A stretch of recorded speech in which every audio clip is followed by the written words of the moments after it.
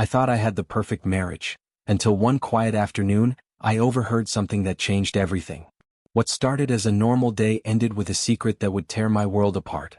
Late spring in Pennsylvania always seems to bring its own set of surprises. This past April, we got hit with some unseasonably warm weather and a few unexpected rain showers. That little combo meant I had to start mowing the lawn way earlier than I usually do. Typically, I don't even think about pulling out the mower until sometime in May, early May at the earliest, but this year had other plans. At least we didn't have to deal with snow like we did last year. I still remember that late-season blizzard that dumped what felt like mountains of snow on everything. So, yeah, even if I had to tackle the lawn early, I'm thankful we skipped that mess this time around. Now that tax season has come and gone, I've finally been able to slow down and actually enjoy the change in weather. I've always loved stepping outside and just letting the sun warm my skin.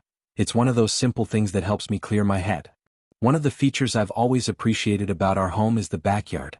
There's a decent slope that leads down to a narrow stream nestled in the trees behind the house. When the builders put this place together, they did some backfilling to level out the front of the property so it would sit evenly with the road. That choice left us with a sharp slope on one side of the house, making the layout a little unusual. From the street it looks like a single-story home, but from the back the lower level is fully exposed. That gave me the chance to install a wide double-leaf service door out back, something I really took advantage of. One of the things that sold me on the place was the storage setup. I've got a small barn out back where I can stash the lawn mower and other equipment, which keeps the garage from turning into a cluttered mess. So, after I wrapped up mowing that day, I quickly packed up my tools and made my way upstairs to grab a shower. As I reached the top of the steps, I heard my wife's voice. I'd already noticed her friend's car parked outside, so at first I didn't think much of it. But as I got closer to the door, I caught bits and pieces of their conversation that made me pause. Something about their tone, their words, it just didn't sit right with me. My hand was on the doorknob, but I suddenly hesitated. Before I go on, I should probably introduce myself. I'm Tom Walker. Most folks just call me Tom. Back in high school though, my buddies called me Hawk, a nickname they gave me because of this old show my dad used to love, Airwolf, where the main character's name was Stringfellow Hawk. I guess the name just stuck even though I'd never seen the show myself. I went on to study accounting at Penn, University of Pennsylvania, that is, and after graduating I passed my CPA exam on the first go. These days, I work as a group leader at a respected accounting firm based in Philadelphia. My job mainly revolves around audits and financial reviews. It's not the most thrilling line of work, I'll admit, but it pays well and keeps me busy. In my line of work, I get a front row seat to the inner workings of companies, what makes them tick and sometimes what breaks them. One area where I've really made a name for myself is forensic analytics. I have a knack for piecing together financial trails, and I've built up a strong track record in uncovering fraudulent activity and money laundering schemes. My skills in this area even got the attention of the FBI, who brought me in to consult on 2 different investigations. That recognition meant a lot. It felt like validation after years of grinding. Let me back up a little. I met Kelly during college, and from the moment we started talking, something just clicked. During our final 2 years, we were practically glued to each other. Even though both of our families weren't exactly thrilled about how fast things were moving, we ignored the noise. By senior year we had moved in together. Over time, our parents saw how committed we were and slowly began to accept our relationship. I remember thinking back then, life can't get much better than this. And somehow it did. After graduating, I landed a solid position at a top-tier accounting firm in Philly. I was only 22, earning a strong starting salary, and things just seemed to fall into place. Professionally, I was rising fast. Personally, I thought I had found the love of my life. But all that confidence, both in my career and my marriage, was shattered the moment I found out the truth about Paul Evans. Paul was Kelly's boss over at the district attorney's office. I'd heard his name before, and I even met him once or twice in passing. He was around 40 at the time, a widower raising his daughter Barbara alone after losing his wife to breast cancer. From the outside, Paul always struck me as one of those polished, well-connected types, into politics, always working the room, chasing influence. Kelly used to talk about him a lot, especially about how driven he was and how quickly he was climbing the ladder in his party. But at some point, things between them shifted. What crushed me wasn't just the affair itself. It was the realization that this wasn't just a mistake. It was deliberate, calculated. And I started asking myself things I never thought I'd have to ask.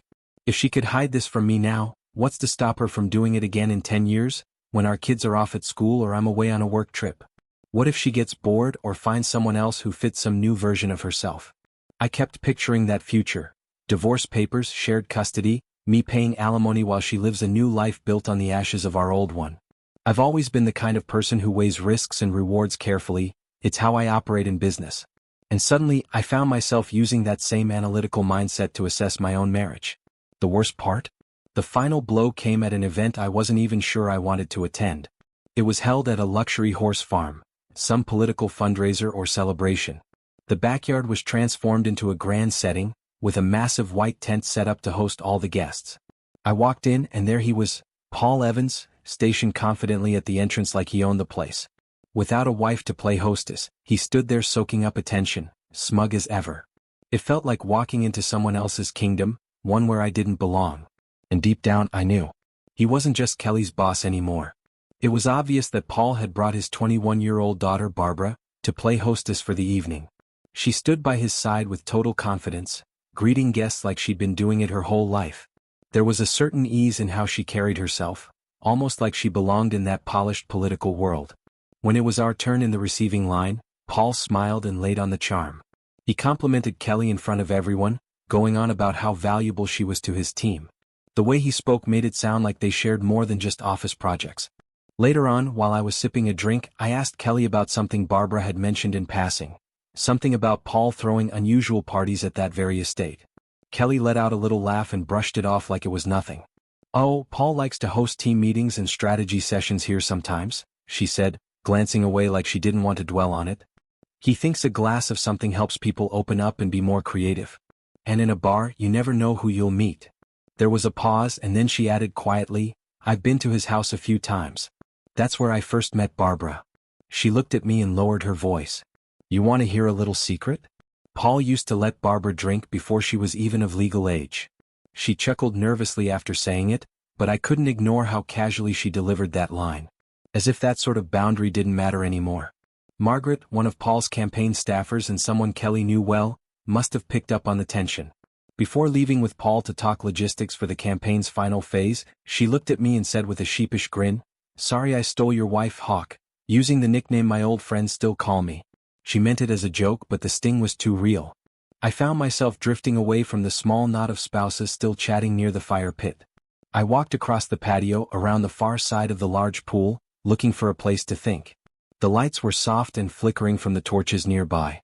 That's when I noticed a quiet little wicker swing suspended from chains near the edge of the yard. It was tucked away just far enough from the crowd. I settled into it, letting the moment breathe around me. But just as I was about to ask Barbara something she had hinted at earlier, Kelly stepped out of the shadows, her voice light and teasing. "What are you doing hiding over here? Up to something indecent?" she joked, her grin wide and playful like nothing was wrong. She looked at Barbara and raised her brow. "What were you two gossiping about?" Barbara smiled back and didn't miss a beat. "Oh, nothing scandalous, we were just chatting about Tom's work," she replied easily. "I'm fascinated by criminology, and I was hoping to hear his take from an expert's perspective." I nodded. "We were just talking shop, really?" She asked about forensic accounting, wanted to hear some stories from the field. I tried to keep my tone casual, even though my thoughts were anything but. "You should have seen one of his reports," Barbara added. "I read one once, it was gripping, almost like a crime novel." Later that week I was at my office when Barbara showed up again, this time alone. She stepped in gracefully, closing the door gently behind her. "I hope I'm not intruding," she said softly. "I told Mary the first needed to talk with you about my career, and also about Kelly's role at your father's company." I stood from my chair and gestured toward the seat in front of my desk. "Of course it's fine. I'm working on some reports but I've got time. Go ahead, what's on your mind?" I looked at Barbara and asked the question that had been circling my mind, but her cheerful expression faded almost instantly. Her voice grew quiet as she started to talk about her past, specifically the story of how her parents first met. It wasn't some romantic fairy tale. Her mother had been assaulted, and it was her father, Paul, who had taken charge of the situation and stood by her side through the legal process. Eventually, justice was served. The man responsible went to prison. A year later, Paul and her mother got married. Barbara explained that her father, always hungry for success, had found in her mother a sharp, captivating woman who spoke with a distinct accent, someone who brought something unique into his driven world.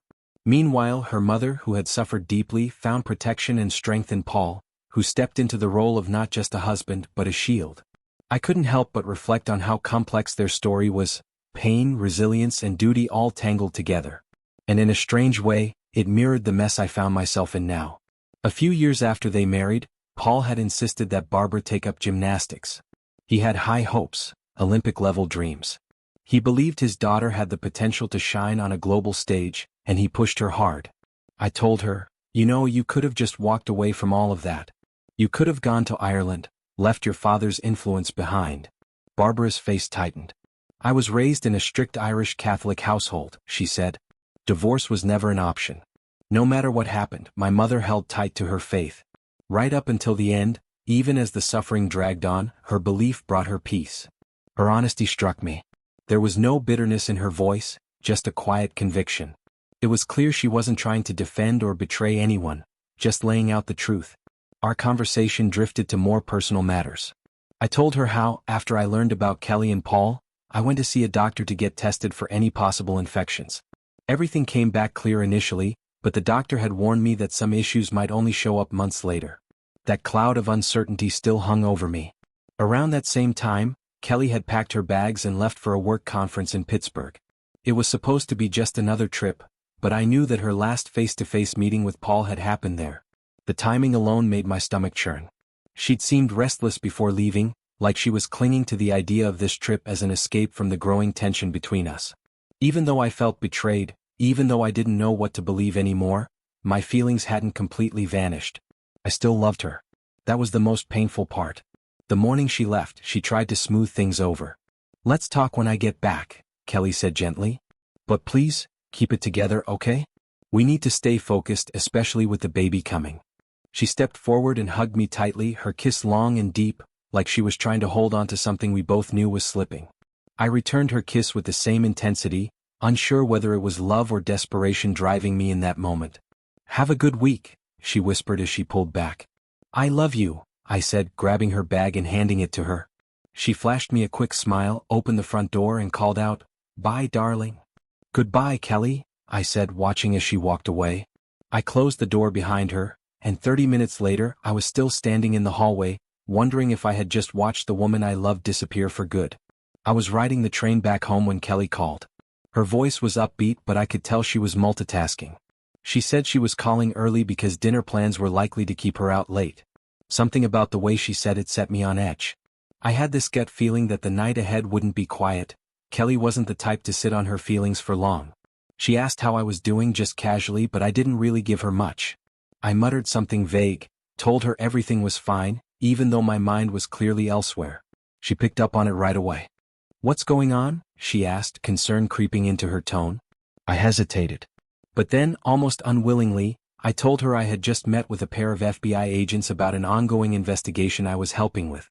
That admission hung in the air for a moment, but before we could dig into it, Barbara asked me about a separate meeting I'd had with a lawyer. I just shrugged. "Got it done Tuesday," I told her. "The paperwork should be finalized by Monday." I explained that I'd scheduled a trip to audit a client down in Austin. Normally, my business trips are short, 3 days max, then I wrap up remotely from home. But this time, I'd arranged to stay in Austin for the full 3 weeks. I let out a sigh as I said it, knowing how it might sound. Honestly, it probably looked like I was running away from everything, but truthfully, I just couldn't bear to stay around. Not right now. One night, things took an unexpected turn. Barbara and I had gone out for dinner, just two people trying to make sense of their tangled lives. At one point, she leaned in close, and for a moment I forgot where I was. I could feel the tension in her arms, the strength in her body. Her presence was magnetic. I didn't even realize how far things had gone until a familiar voice cut through the air. "Hawk, what are you doing?" Olivia's voice was sharp and full of disbelief. My ex-girlfriend stood there, staring at us with wide, accusing eyes. "Who is this woman you're with while your wife's away? I expected more from you." Heads turned. The entire restaurant went silent except for Olivia's voice ringing in my ears. Embarrassed, I gently let go of Barbara's hand and turned to face Olivia. "What are you doing here?" I asked, trying to keep my voice steady. The damage, though, was already done. Later that week, I booked a hotel near Philadelphia International and left most of my things there. I still hadn't found a permanent place to stay, but I needed somewhere, anywhere, away from home. During those days, Barbara and I kept in touch. She told me she'd been out walking with a friend because Paul had started leaving angry, borderline threatening messages on her phone. I hated hearing that. Eventually, I pushed my flight to Austin back by a day and flew out that Monday morning. While I was in the air, news began to break across all the major stations. Paul Evans had been arrested. Charges were finally catching up to him. When I told Kelly what had happened, her reaction was complicated. There was no denying it. Everything unfolding felt like the kind of scandalous summer drama that tabloids dream of. Betrayal, revenge, raw emotion. It had all the ingredients for a media frenzy. And sure enough, the story exploded. News channels all over picked it up, spinning it into a sensational tale of personal destruction and political fallout. Luckily, I managed to avoid most of the attention. By the time the headlines hit full force, I had already left town. I'd even gone so far as to book a second hotel about 10 miles from my main stay in Austin, just to stay off the radar. I didn't want curious eyes, or worse, reporters, tracking me down. Some nights, I'd find myself lying in the hotel room thinking about Barbara. There was no denying how striking she looked that day by the pool, wearing that simple bikini, radiating confidence. But beyond the physical, I started thinking about the emotional contrast between her and Kelly. With Barbara, things felt open, raw, yes, but honest. She didn't dodge conversations or hide behind silence. I've always believed that most problems can be addressed if people are willing to talk about them. If something's bothering me, I speak up. I ask questions. I try to work through it. But Kelly shut me out. And that habit of hers, going silent when things got hard, that's what helped erode our marriage. It started nearly 20 years ago, and slowly, without either of us really noticing, the foundation cracked beneath our feet. That Thursday morning, I made a quick trip back home to grab a few things. I thought I'd forgotten my phone, so I dropped in to check. Tony wasn't in his office, and I'd already checked the usual places. Then I decided to call Kelly, more out of curiosity than urgency. She picked up quickly, her voice calm but caught a little off guard. "Everything okay?" she asked. "Yeah," I said, trying to keep my tone light. "Change of plans, just thought I'd check in. You sound out of breath. Where are you?" "I was in the garden hanging laundry," she replied without hesitation. "Left my phone in the kitchen and had to run in to catch the call before it went to voicemail." It was the kind of response that seemed perfectly normal. So natural, in fact, that for a second I found myself glancing around the kitchen, almost expecting to see her there next to me, just like old times. "Sorry to bother you," I said quietly. I didn't want to start another argument, I just wanted a glimpse of something familiar. Later that day, I stopped by a diner to grab something quick. The cashier handed over my order with barely a glance, but the two guys behind me in line were deep in conversation. One of them was nodding toward a plate of bacon and making some offhand joke. "We've got to make up for lost protein," he said, and they both chuckled. Then the other one leaned in and said, "Think this is going to be a regular thing?" "Nah," the first guy replied. "She's all right, but the new girl from the coffee shop's better. Give it a couple weeks. Once the thrill of getting back with her ex wears off, it'll fade." They laughed. I didn't say a word. Just stared ahead, pretending to watch the TV in the corner while their words echoed in my mind. When I got back to my hotel, I finally decided to loop in my boss, Dennis, the owner of the firm. "Dennis," I said, "I need to bring you up to speed on a few things happening in my personal life. I'm going through a few personal issues right now," I told Dennis honestly. "I'm doing everything I can to keep it from affecting my work, but I might not be operating at my usual level." He nodded slowly, but I could see the concern behind his eyes. "What about the McGregor deal?" he asked. "That's a big one for us." I sighed. "Yeah, I know. It's important. But the truth is, Dave's also tied up with family stuff. We've got a meeting tonight to go over everything, and I'm hopeful we can still push it forward." Earlier that day, I had been going through a folder on my laptop, a private collection of photos and video clips I had compiled. My original plan had been to show them to Kelly that evening. A final attempt at transparency, maybe even accountability. But somewhere deep down, I think I was also preparing for a confrontation. A part of me wanted her to challenge me, to test the line. I even made a reckless promise to myself. If she crossed a certain line again, I'd post everything publicly. Every photo, every clip. I'd let the world judge. But once I cooled down, I shifted my focus back to work. I reviewed all the documents I had prepped for the meeting with Dave McGregor. Dennis and Sanjeev had reviewed the numbers earlier and were satisfied. They even gave me the green light to make some modest concessions if Dave pushed back. It felt good to have that support, even if the rest of my world felt uncertain. As I stepped out of the office that evening, another thought crept in: my health. I realized I needed to be proactive, so I decided to get tested for any potential infections. I looked online and found a company called H24 that offered a discreet testing kit with free delivery in 2 days. The service was private, reliable, and exactly what I needed. I placed an order without hesitation. Up to that point, I had always believed Kelly, believed that if anything ever went wrong, she'd handle it with strength and honesty. But lately I wasn't so sure. The weight of deception was starting to bear down on me. My mind ran in circles, questioning everything I thought I understood about my life, my marriage, and the woman I had spent decades with. Later that night, I found myself sitting across from someone I barely knew, but who somehow understood more than I expected. "That must have been hard," he said after I shared a bit about what I was going through. He leaned back in his chair, taking a slow sip from his drink. "I've got a flight to Ines in the morning," he added. "My mom passed away last year. Since then, my dad moved in with my sister. A friend warned me that she's been trying to use his grief to sway him, maybe even rewrite the will." His voice wasn't angry. It was heavy with sadness. "He trusted me," he said quietly. There was something about his tone that reminded me of myself. Not because our situations were the same, but because the emotions underneath were too familiar: loss, confusion, betrayal. I looked down for a moment. "Do you remember?" I muttered, more to myself than him. "Tony and we've worked side by side for so long, it's hard to remember a time before all of this. Sometimes I can't even keep track of who we've met or what we've survived." The memories were starting to blur. But the ache was still sharp. I think I've met him?" I said hesitantly, trying to place the name. "I honestly don't remember anyone named Kyle." Kelly's expression flickered with doubt.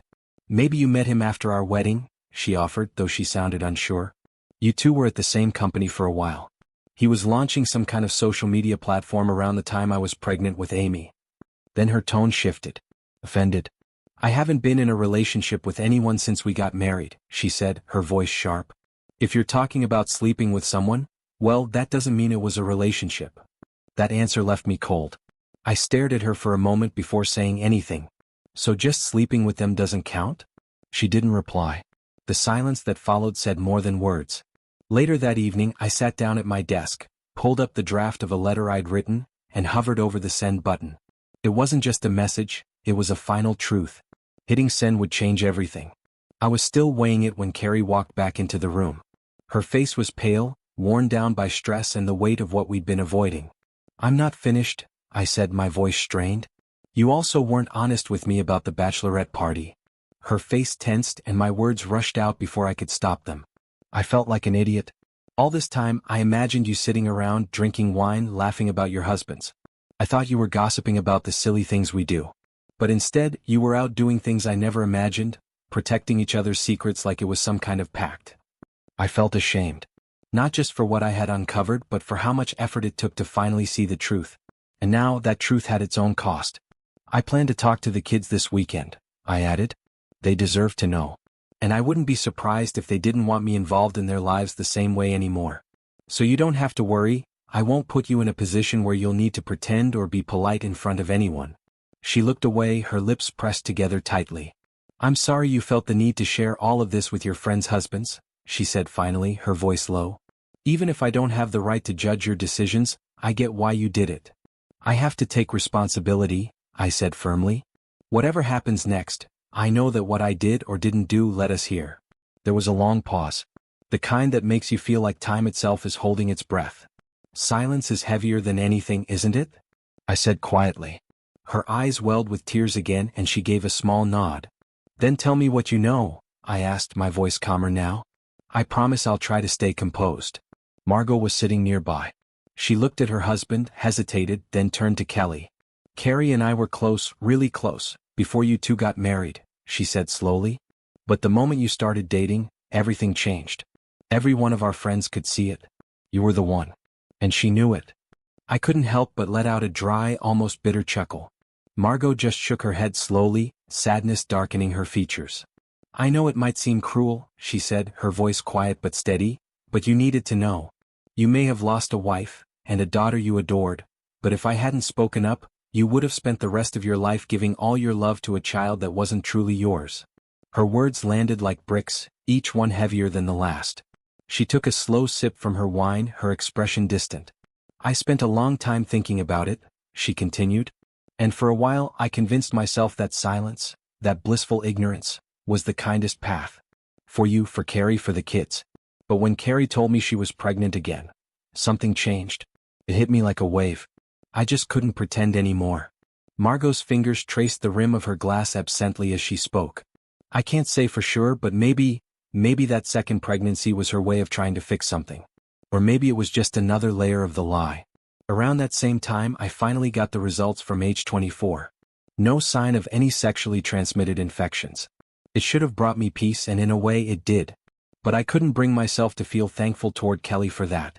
In fact, I felt foolish for even having to go through the process. The trust had already been torn apart. The real confirmation came soon after, when the DNA test came back. Margot hadn't been lying. My suspicions were tragically accurate. The child I thought was mine wasn't. Despite the crushing weight of it, I knew I had to tell the kids. I needed them to understand why I had done the test and what it meant. Even if it hurt. Especially because it hurt. That same week, Dave shared something personal with me. His usual grin was dimmed by the sadness in his eyes. My sister thinks she's clever, he said. She's been trying to manipulate our dad, playing on his grief ever since our mom passed. Apparently, she believed their father still owned the family business and was angling to have the will rewritten in her favor. But Dave's father wasn't blind.